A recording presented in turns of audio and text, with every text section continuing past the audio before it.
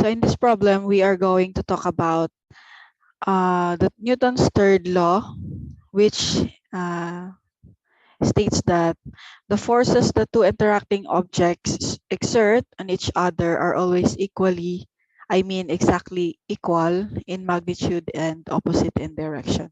So if you apply a weight on the cable or on the rope, so that will be the force that will be resisted by the rope. So in every action, there is always an equal and opposite reaction. So whatever the force that is applied, that will be resisted by that material also with an equal